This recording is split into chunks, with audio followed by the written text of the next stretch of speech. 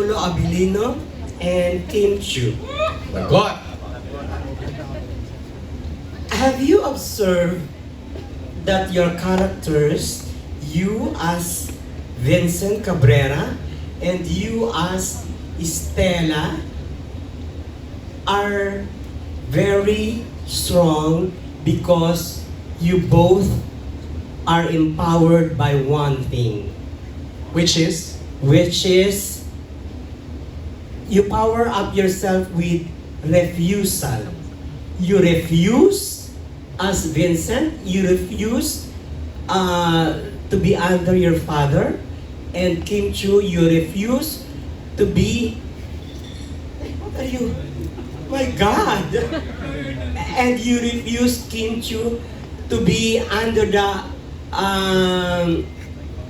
spaloric spell of your comrades. Tawag dito.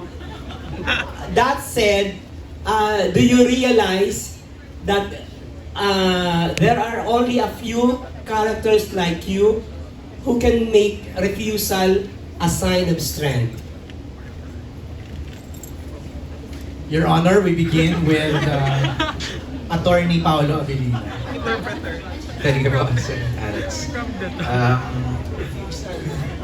I think parang minsan humuhugot rin tayo sa lakas na pagtanggi natin. Dahil ayaw natin, either tinatapakan tayo or dahil tingin natin may mali. And parang all throughout our years as Filipinos, medyo ganun rin tayo. Parang siguro bilang aktor, bilang ang dami rin naming tiniplay na ang daming mga moral dilemmas. Lalong-lalo na kay Vincent Cabrera na naging parte ng katiwalian pero tinatanggihan niya talagang totally makain dahil gusto niyang quick lang, gusto niyang i-take over para magawa yung tama. Pero yun nga yung questions eh. Kapag parte ka na ng mali, maitatama mo pa ba yung mga nagawa mo dati? And parang para sa akin, parang isa yun siguro sa nilalabanan niya. Kung maitatama niya ba yung mga kamalian niya sa paggawa ng tama or ayun, kung maitatama niya yung mga kamalian niya sa paggawa ng tama. Actually, that's the beauty of the writer. Ano niya yung ano na yun, internal struggle na yun ng character ni Vincent. Ikaw naman, Stella, you refuse to live a life like your comrades, like si Kimmy, di ba? Yes, nagiging strong naman ang isang tao o nagiging matapang siya pag she knows her truth and she stands by her truth. Tama. And wala nang makakatapak ng dignidad mo nun kung nakatayo ka sa kung ano yung talagang pinaniniwalaan mo. Alex, okay ka? I have one question. Go ahead.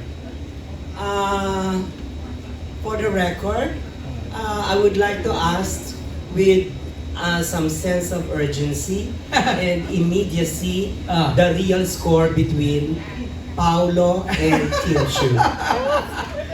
Urgency, Sa ha? ibang press con siguro yun. 100 yung score. No press con will happen after this. So answer the question. Sumagot si Paolo, sabi niya 100 daw ang score. Ow! Thank you, Paolo. I thought Jericho was the only guy I knew who was brave enough to admit things. You are the second one. I didn't admit anything, I just gave a score. Narinig mo yung Alex? He Nabigay didn't lang po. admit anything, he just gave a score. 100. I'm not asking for a score. So he did not answer the question? Kimmy, how will you answer that question ni Alex? With urgency daw. Kaya nga eh, para saan ba ikabubuti ba ng ekonomiya ng Pilipinas? Oo, ito Kung may magpapabago ikabubuti ng sa ekonomiya bagong ng... presidente sa 2028. Eto na Tsaka, lang. Ikaw ba? Hindi ako. Oh my God! Eto na lang, ako magtatanong. Kimmy, kanino galing yung bulaklak na pinost mo nung Valentine's Day? Super naman. Kanino daw galing Kimi? Di ba? Ikaw Kim. si Kimi. Kanino galing? Siyempre. Kanino? Sorry, charot. Siyempre, sa kanya. Sa kanya, kay Pao. Siyempre sa kanya. Kay Pao. Pao, sa'yo galing? Just to confirm? Sa akin. Tapos yung post mo, Kim, sabi mo, ay, babae pala ako. Yes, ang dami kasing mga babae naglalakad sa daan nung araw na yun. Oo. Siyempre nadadaanan ko lang, galing ako showtime. Dami naman mga naglalakad na nakahawak ng bulaklak. Itong mga to, super naman talaga sa pagka-long hair. Pag uwi ko ng bahay, wala, may flowers din pala ako. Girl pala ako. Ganun. Yun lang yun. I know it's too personal to share, but how does it feel lang na parang somebody sending you a flower and it's Paolo pa, from Paolo pa? Siyempre nakaka-girl talaga pag bigyan ka ng flowers on Valentine's. Kasi hindi naman yan sa gaano kalaki yung bulaklak, super dami, ganyan. It's the thought that counts. Na naalala ka, oy, thank you, salamat ah. Pao, anything to add sa pagpapadala mo ng bulaklak kay Kim? Ano naman, masaya ako na masaya ako. Gusto mo ba i-share yung letters mo? Kimi, can you? Yes, the letter goes like this. So, kumanta pala. Nilabas no? Napapasahin mo na sa iyo. Okay na yun. So ano lang reaction mo na masaya siya na masaya ka? Happy din ako na napapahappy niya ako. Mas baka sarili mo na. So would you say, Kim, that you already found happiness? Super naman you already found happiness, but we have to be happy every day. Kasi di ba hindi natin alam kung ano mangyayari sa atin bukas or sa susunod na taon. So kung ano man ang nagpapasaya sa'yo ngayong taon, i-cherish mo. Yan. O, di ko na nadagdagan baka... Oh. Thank you, Alex. Next, Aaron. Sino magtatanong? Yes, Alan, ito ang parating curious, wala iba kundi si Alan Sangkon of Stars Photography. Alan, ha? Sorry. Hello. Hello, Kim, everyone. Congratulations. Mapapanood ng Alibay sa Yay, thank preview. you. Hindi. Tanong ko lang kasi parang ano eh. Kasi lagi sinasabi curious lang ako. Curious talaga ako, di ba? Behind the scene nung pinakita kanina, yung lipstick. Yung ano yun, viral yun eh, di ba? How was that scene? Parang hindi ba sinasadya yun na na-transfer yung lipstick mo dun sa sa labi ni Paolo, or parang syempre hindi pwede tanong anong lasa nung nung lipstick ni Kim, pero hindi yan. Nakakaloka yung lasa. Hindi. How was the scene? How do you prepare for that? Ako yung preparation parang bigla pero naalala ko lang yung scene na yun. After nung scene, nagtatawanan lahat ng tao, tapos hindi ko alam kung bakit. So yun pala, mukha na pala akong clown. That's why you said clown. Okay. Alan, Si Kim naman. Kimi. Ako, hindi siguro smudge-proof yung lipstick na ginamit ng makeup artist. I-try ko sa'yo, para malaman mo. Hindi na puro tanong. Hey, go! Mga training ni Vice ganda sa'yo! Ay, sorry. Kasi natanong siya feeling para ma-feel niya. Ba't ko si Kim na sumagot? Girl siya eh. I know. Okay. Alan. Thank you. Yung second question ko for Sophia, tanong ko lang Sophia. Sabi mo nga, this is one of your challenging role dito sa na ginawa mong teleserye with Kim Pao, di ba? As a husband, as a wife ni Paolo dito, di ba? Gaano ka-challenging yung role mo dito? And yun nga, yung mga hindi malilimutang intense scenes ninyo ni Kim, aside dun sa sabunutan and sakitan yung dalawa. As a wife, I was so nervous at first kasi first time ko po rin makakatrabaho si Paolo. And nung una kami nagkita, he was so serious. So parang hindi ko alam kung paano siya kakausapin. But he was very professional. Parang natatakot ako, parang tama ba yung ginagawa ko or okay sa kanya yung acting, or parang I asked him, okay ba yun, Pao? Okay ba yung ginawa ko? And he was very supportive. He was very professional also. Natulungan niya yung character ko as the time went by. Thank you. Congratulations everyone. Thank you. Grabe, ang bait ni Alan. Thank you, Alan. Saan ko nakakapanibago? Next. And we have a question from the entertainment editor of the Philippine Star, Natalie Tomada. Naka-Valentine's outfit na. Di ba? Ano lang, MJ, follow up lang kasi yung meaning pala ng peony. Peony flowers yung binigay ni Okay, nag-research. Okay, wait. What kind of flowers is it again? Peony? Oh, favorite ni Kim. So it means Roses. pala, it symbolizes healing and protection. Ganda. Did you know that? Oh, well, ang sabi ko lang sa flower shop. For healing and protection po. Pink lang siya ka-red. May ibang Magkagamot pala yung flower. May ibang bulaklak for healing and protection. Ayun.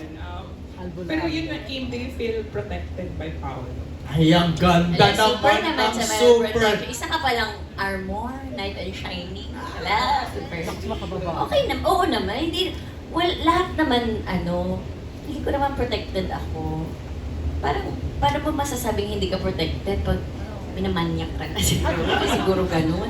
Kasi lahat naman ng taong nakakasalamuha ko ay may respeto sa akin. So, I feel protected if ganun. You know what? Let me say something. I think where Natalie's coming from is, we haven't seen you this comfortable ng matagal. Na parang you feel so safe when you're with Paolo. Sikyo pa na siya. Hindi, sorry. Hindi ko alam. Hindi ko napapansin. Pero kung Kasi yun ang napapansin niyo. Pakilan nyo na to, na project. 4. See? Diba? If you don't feel safe with your ka-eksena, diba? You won't reach like 4 projects. Siguro din kasi... May ganun ba? May sense of security? I think so. Tsaka may sense of growth when it terms to mga roles na ginagawa namin. And very thankful din kami sa ABS dahil binibigyan nila kami sa Dreamscape, binibigyan kami ng iba't ibang klase ng mga serye na which tackles different types of roles. And pagka-eksena ko si Pao, parang nag-grow ako din Okay. as an actor. Ikaw, Pao, instinct mo na ba yun na to protect Kim? Not naman protect in like literal na way, but you know, have that safe space with Kim while working with you. Of course. Parang, syempre, well, I've worked with Kim for so long and parang, as much as possible, you try to protect them. Not just physically, pati, in terms of knowing, diba? The more you know kasi, the more you're protected mo for a lot of stuff. For example, siguro,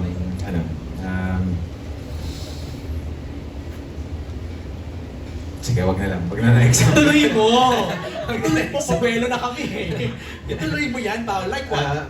For example, like online scams, diba? Parang if you're a bit knowledgeable about that thing, you share the knowledge. Yeah. And parang at the same time, she's protected because she's knowledgeable about online scams even more. Parang ganun. But now that you've heard na yung flowers na binigay mo kind of symbolizes healing and protection, what's your reaction? Nagustuhan mo ba? Oo naman. Thank you so much. You're welcome. Gusto mo ba? Pwede naman everyday. Mulubi. Kaya mo yan, Nats. Last question lang. Kasi ito talaga yung question ng marami dito sa table. With immediacy na naman yan, urgency. For Kim Pao again, how was the Valentine's Day for you? Did you guys go out? No? Okay. Kalma lang. Tinanong ko lang naman. Just curious. Di ba? Did you guys go out? Agad kasi. How did you spend Valentine's Day? Ayoko lang tanongin yung buong cast. Kayong dalawa na. Bukas, para kasama sila. Ako, nanood ako ng Netflix, yung Singles Inferno. Bakit naman yun? Nanood ako noon. Okay. Ako, wala, bahay lang din. May meeting lang nung tapos may inaaral lang ako para sa isang role. Yan lang. Okay.